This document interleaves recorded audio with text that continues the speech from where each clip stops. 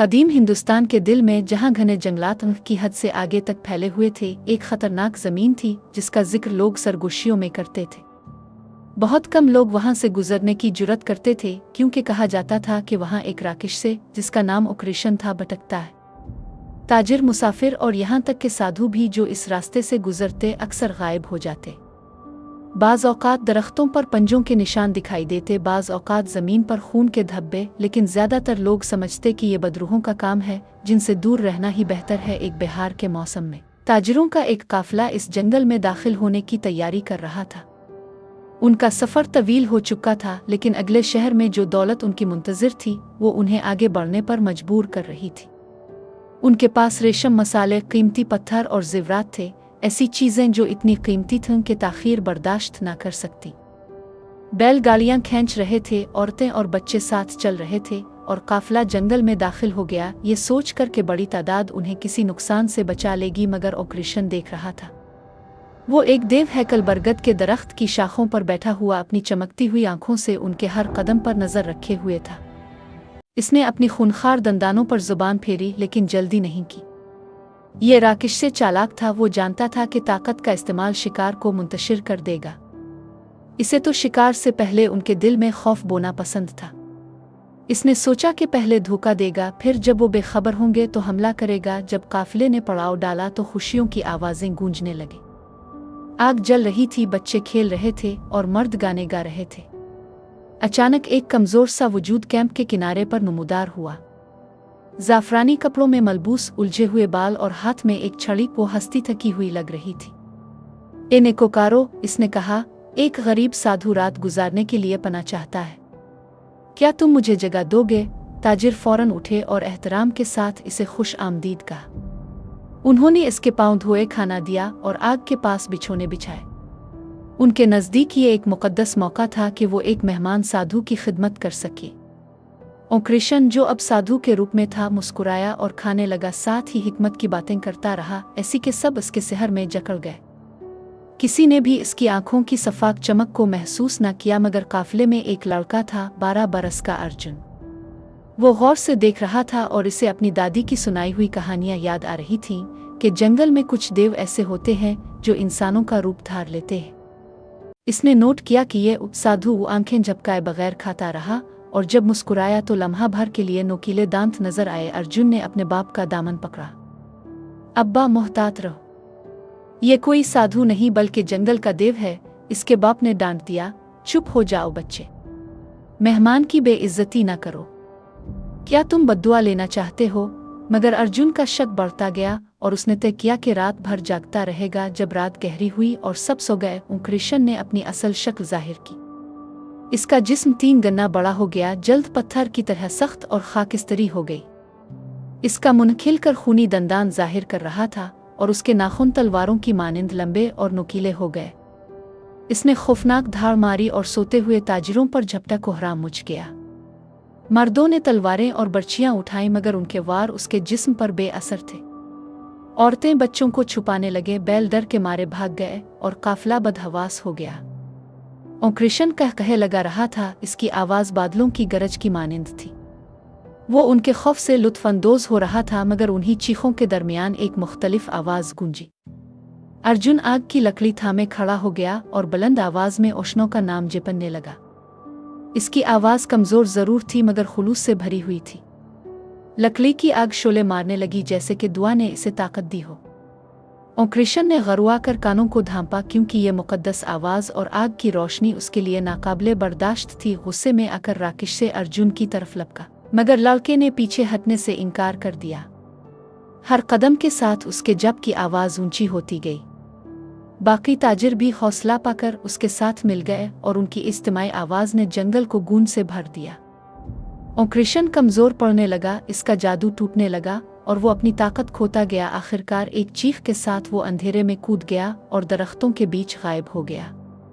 वो मरा नहीं था, क्योंकि राक्षस आसानी से नहीं मरते, लेकिन शिकस्त खाकर पीछे हट गया। सुबह जब सूरज निकला तो सब ताजिरों ने अर्जुन को घेर लिया। उन्होंने इसे अपना नजात दहिंदा कहा। इसके बाप ने आंसुओं के साथ इसे गिले लगाया और माना कि दानाई सिर्फ बड़ों में नहीं होती बल्कि बेदार दिल रखने वाले बच्चे भी इसे पा सकते हैं। काफिला जल्दी से जंगल छोड़ गया, लेकिन वो सिर्फ सामान ही नहीं लेकर निकले बल्कि एक कहानी भी साथ ले गए। वो हर गांव और शहर में अर्जुन की बहादुरी और राक्षसे की शिकस्त का किस्सा सुनाते। यूं ये वाकया एक दास्तान बन गया जो याद दिलाती थी कि बुराई फरेब के जरिए बढ़ती है, मगर सच्चाई की एक छोटी सी रोशनी भी इसे भगा सकती है। जहां तक कृष्ण का ताल्लुक है, वो जंगल की गहराइयों में छुपा रहा, जख्मी और जलील, मगर राक्षसे सब्र वाले होते हैं। इसने कसम खाई कि एक दिन वापस आएगा, और जब आएगा तो उन सब पर अपना कहर बरसाएगा। कई साल गुजर गए। अर्जुन अब बच्चा नहीं रहा था बल्कि एक जवान, बहादुर और समझदार नौजवान बन गया था। काफिले की कहानी पूरे इलाके में मशहूर हो चुकी थी और लोग अब इसे एक निजात दहिंदा के तौर पर जानते थे। इसके दिल में आजिज़ी थी, मगर वो हमेशा याद रखता था कि जंगल में एक दुश्मन अब भी मौजूद है। कृष्ण उधर राकेश से भी अपनी शिकस्त को भूला ना था। वो जंगल की गहराइयों में छुपा रहा, अपने जख्मों को सहलाता और अपनी ताकत को बढ़ाता रहा।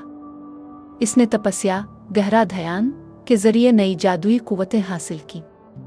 इसके दिल में सिर्फ एक ख्वाहिश जल रही थी, इंतकाम। वो बच्चा जिसने मुझे भगाया था अब मर्द बन चुका है। वक्त आ गया है कि मैं इसे और उसके कबीले को नीस्तो नाबूद कर दूं। एक रात जब गांव अमन और सुकून में सो रहा था, आसमान पर सिया बादल छा गए। हुआ चीखने लगी और अचानक एक खौफनाक धार ने खामोशी को तोड़ दिया। कृष्ण अपने नए ज्यादा खौफनाक रूप में नमूदार हुआ। इस बार वो महज धोखा देने नहीं आया था बल्कि खिले आम तबाही फैलाने के लिए आया था। लोग खौफ के मारे घरों में छप गए, खिड़कियां बंद हो गईं, दरवाजे बंद कर लिए गए, लेकिन राकेश की मौजूदगी ने जमीन को हिला दिया। वो गांव के किनारे पर खड़ा था, इसकी आंखें खून की तरह सुर्ख और उसके हाथों से आग के शोले निकल रहे थे। अर्जुन ने अपने घर से बाहर कदम रखा। इसके हाथ में हथियार नहीं थे, सिर्फ एक मशल थी और उसके दिल में ईमान की ताकत। इसने अपने साथियों को आवाज दी, डरने की जरूरत नहीं, हम फिर इसी तरह लड़ेंगे जैसे बरसों पहले किया था।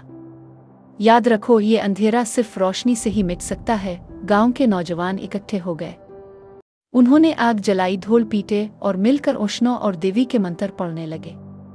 पूरा गांव एक आवाज में गूंजने लगा। कृष्ण ने गरुआ कर आसमान को हिला दिया, लेकिन जैसे जैसे आवाजें बुलंद होती गईं, इसके कदम डगमगाने लगे। मगर इस बार वो इतनी आसानी से हारने वाला नहीं था। इसने शक्ल बदलकर एक मासूम औरत का रूप धारा और गांव के बीच में दाखिल हो गया। लोग लम्हा भर के लिए धोखे में आ गए, लेकिन अर्जुन ने पहचान लिया। इसने कहा, यही उसकी चाल है। याद रखो, ये वही है जो तुम्हारे बच्चों को खा जाता है। ये कहकर अर्जुन ने मशल को बुलंद किया और औरत के रूप पर झपटा। लम्हा भर में कृष्ण अपनी असल शक्ल में वापस आ गया और चीख उठा। इस बार अर्जुन ने सिर्फ ईमान पर भरोसा नहीं किया बल्कि एक मुकद्दस तलवार भी उसके हाथ में थी जो एक बुजुर्ग ऋषि ने इसे अता की थी। इस तलवार पर देवताओं के मंत्र कंदा थे और कहा जाता था कि ये किसी भी दिनों राक्षसे को नीस्तो नाबूद कर सकती है। दोनों के दरमियान खौफनाक जंग शुरू हो गई। आग के शोले आसमान को छूने लगे, जमीन दहुलने लगी और गांव वाले कांपते हुए देखते रहे। कृष्ण ने अपने जादू से 100 रूप धारे, कभी सांप बना, कभी भेड़िया, कभी एक देव हैकल जिन। मगर हर बार अर्जुन की तलवार रोशनी के साथ चमकती और उसके फरेब को काट डालती। आखिरकार जब लड़ाई अपने उरूज पर पहुंची, अर्जुन ने पूरी ताकत के साथ मंत्र पढ़ते हुए तलवार कृष्ण के सीने में घोंप दी। एक धमाके के साथ आसमान गिर जा और कृष्ण की चीखों ने जंगल को हिला दिया। इसका जिस्म धोई में बदलकर बखर गया और यूं वो हमेशा के लिए खत्म हो गया। गांव में सुकून लूट आया। लोग खुशी से झूम उठे और अर्जुन को एक हीरो के तौर पर याद करने लगे। मगर अर्जुन ने कहा, ये मेरी जीत नहीं बल्कि ईमान और इत्तेहाद की जीत है। अगर हम साथ ना खड़े होते तो ये अंधेरा कभी ना मिटता। यूं अर्जुन और कृष्ण की कहानी एक दायमी दास्तान बन गई। बुजुर्ग अपने बच्चों को यह किस्सा सुनाते और बच्चे अपने बच्चों को। ये सबक सबको याद दिलाता रहा कि बुराई कितनी ही ताकतवर क्यों ना हो, अगर दिल में रोशनी और ईमान हो तो इसे हमेशा शिकस्त मिलती है।